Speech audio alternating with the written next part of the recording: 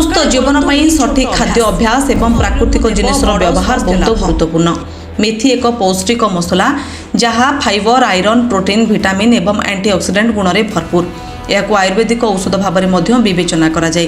तेणु यह खाली पेटरे सकाळु खाइबा द्वारा अनेक लाभ प्रदान मिलता है। रातिरे मेथीदाना को पानी रे भिजाई सकाळे खाली पेटरे चोबाई खाइले शरीर को अनेक फायदा मिले। यह हजम प्रक्रिया को उन्नत करे, रक्त रे शर्करा स्तर को नियंत्रण करे एवं कोलेस्ट्रोल कमाइबा भली समस्यार समाधान करिबारे सहायक हुए। एही सब पोषक तत्व पई यहाको स्वास्थ्यर भंडार बोली कहा जाए। यह व्यतीत अनेक समस्या दूर करबा पई मध्य मेथी प्रभावशाली।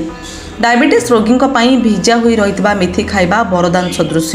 मेथी थिबा फाइबर कार्बोहाइड्रेट एवं ग्लुकोज अवशोषण प्रक्रिया को कम कर दे थाए, जहा द्वारा ब्लड सुगर को नियंत्रण कर रखा जाय परिबो। एथिसह इंसुलिन क्षरण को मध्य उन्नत करिथाए, जहा टाइप 2 मधुमेह नियंत्रण करिबारे सहायता करे। आजिकाली खराब लाइफस्टाइल पई गैस एसिडिटी एवं कब्ज भली समस्या अधिक देखा मिलुछि। भिजा हुई रहितबा मेथी फाइबर गुण भरपूर मात्रा रे थाए, जहाँ अंतनली को सफा रखी थाए।